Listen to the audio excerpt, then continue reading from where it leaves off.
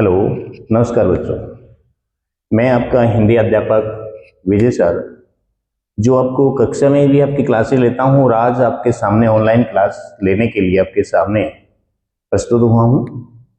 जो हमारे मेडिजे इंस्टीट्यूट में जो ऑनलाइन जो क्लासेस जो पढ़ाई जा रही हैं, हर सब्जेक्ट की हर टीचर के द्वारा ऑनलाइन क्लासेस जो अभी ली जा रही छुट्टियों के अवकाश के उपरांत, वो मैं उम्मीद करता हूं आप सभी बच्चों से कि आप हर कक्षा को हर टीचर के द्वारा जो काम दिया जाता है उस काम को आप बहुत अच्छी प्रकार से समझेंगे, उस कार्य को नियमित रूप से आप अपने को पूरा करेंगे। इस कार्य के लिए बच्चे आप पे सभी बच्चे अपने काम को पूर्ण रूप से उस पर ध्यान दें। तो आज अपना जो हिंदी का जो बेटा जो अध्याय है व्याकरण, उस अध्याय में हम काम करेंगे आज अलंकार के। तो जब किसी भी शब्द कोई भी शब्द होता है, हर शब्द का अपना कोई ना कोई एक नाम होता है, उसका कोई अर्थ होता है। तो किसी भी शब्द को जानने से पहले हमें उसके अर्थ के बारे में अच्छी प्रकार से ज्ञात होना चाहिए। तो अब हमारे पास है आज जो हिंदी व्याकरण का अलंकार। तो अलंकार जो शब्द है, ये अलंकार शब्द किससे बना हुआ है, अलंकार शब्द का अर्थ क्या होता है, उसके बाद में उसकी परिभाषाएं वो हम बाद में करेंगे। सबसे पहले हम जानेंगे भाई अलंकार जो शब्द है ये किससे बना हुआ है। अलंकार जो शब्द होता है ये बच्चों दो शब्दों से बना हुआ होता है, अलम प्लस कार। ठीक है, तो ये दोनों अलम प्लस कार दोनों के योग से बनने वाला जो शब्द है वह अलंकार है।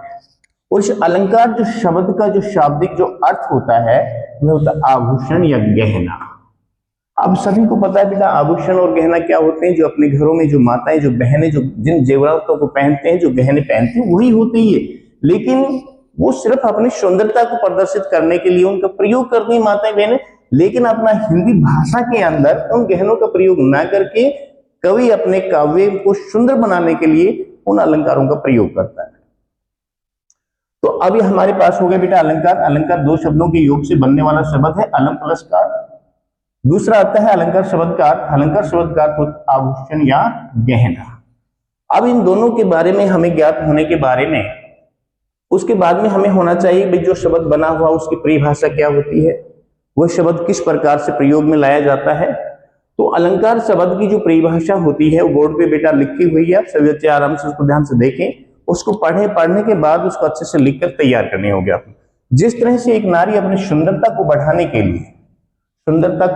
बढ़ाने के लिए आभूषणों को प्रयोग में लाती है, उसी प्रकार भाषा को सुंदर बनाने के लिए अलंकारों का प्रयोग किया जाता है।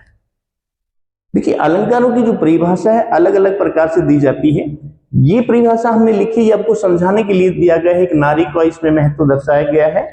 और दूसरा भाषा का भी है, भाई भाषा को सुंदर बनाए, कैसे बनाए, इस प्रकार से परिभाषा दी गई है। यदि इस परिभाषा को आपको दिखाई दे रहा है इस परिभाषा कुछ बड़ी है, तो हम इसको दूसरे रूप में भी हम इसको कह सकते हैं, जो शब्द काव्य की शोभा को बढ़ाते हैं, जो शब्द काव्य की शोभा को बढ़ाते हैं उसे अलंकार कहते हैं।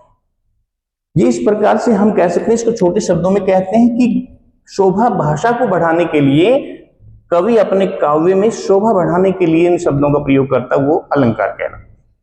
अब आता ये होते क्या है भाई, हमें कैसे पता लगेगा। तो इसका एक उदाहरण है, मैया मोरी मैं ना ही माखन खायो।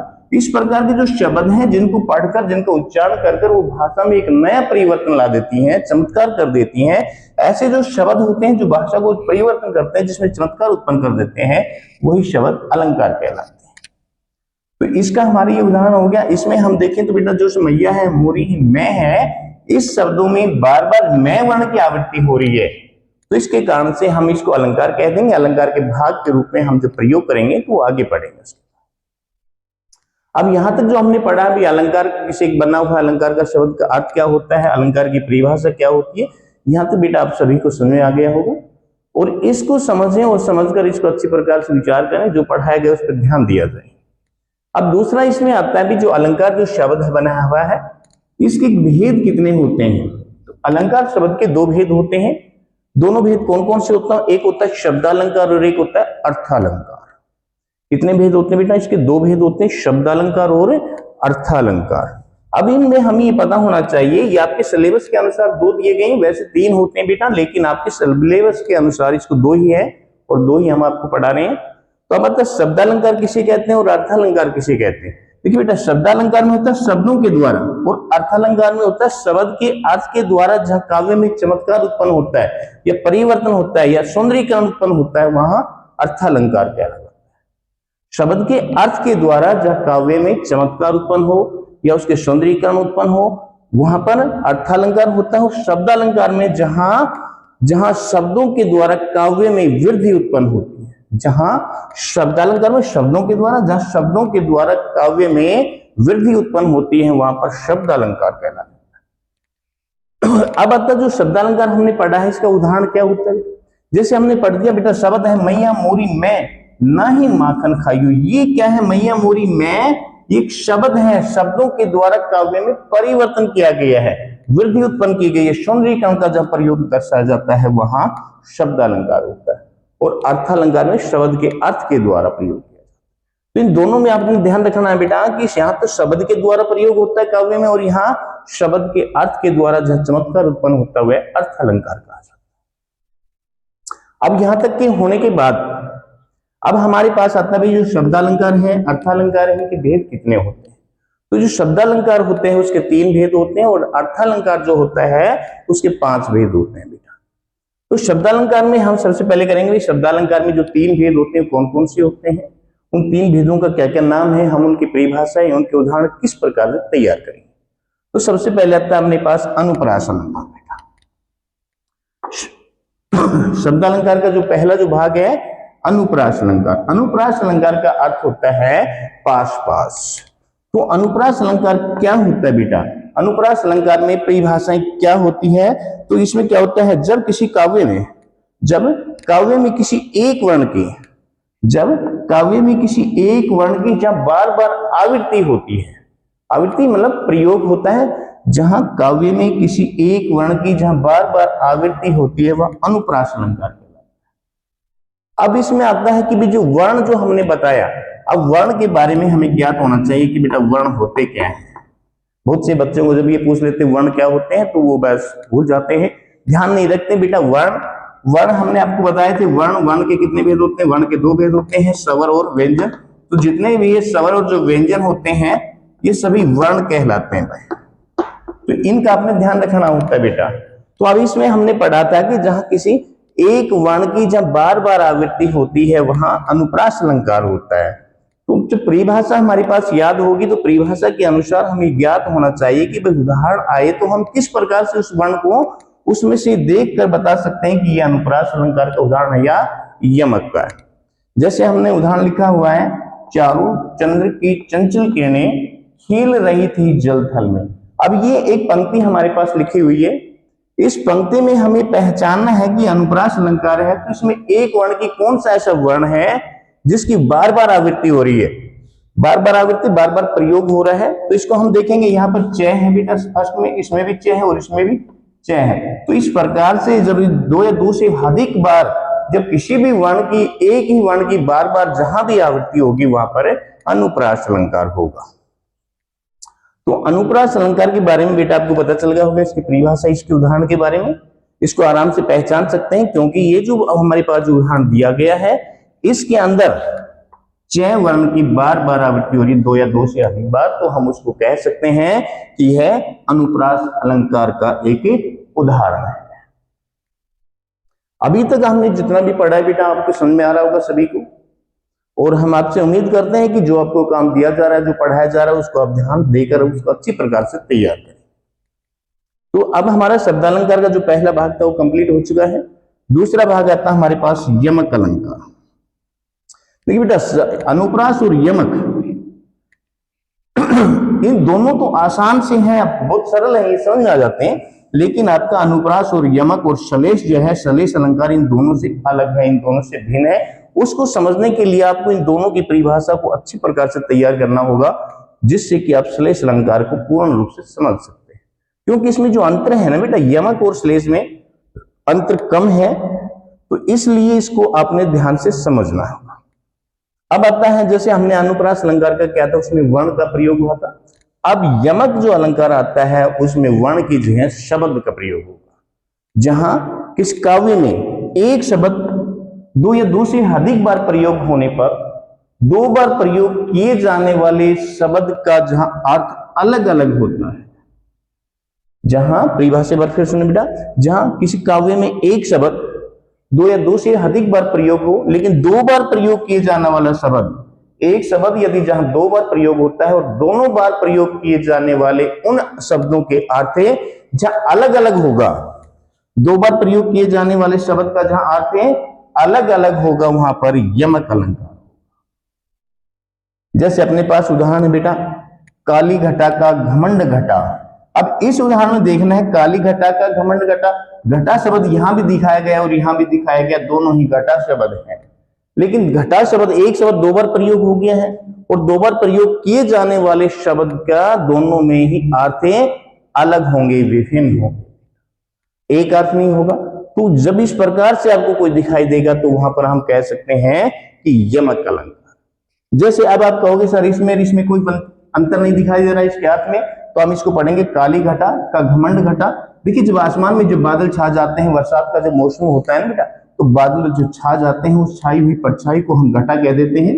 और उसका घमंड, घमंड का अर्थ होता है अहंकार भाई, घमंड का क्या अर्थ होता है अहंकार। और जब आसमान में जो काले बादलों की जो परछाई जो छाई हुई थी, अब धीरे धीरे उसका घमंड क्या हो गया बेटा, घटा का अर्थ कम हो गया, अब धीरे धीरे वह परछाई कम हो गई है। तो यहां पर इसका अर्थ क्या हो गया, घटा का अर्थ हो गया कम, यहां क्या हो गया बेटा, बादल भी कह सकते हैं, बादलों की परछाई भी कह सकते हैं। तो इनके दोनों शब्दों के अर्थ में क्या हो गया, अंतर हो गया, दोनों ही अलग अलग होंगे शब्द के अर्थ।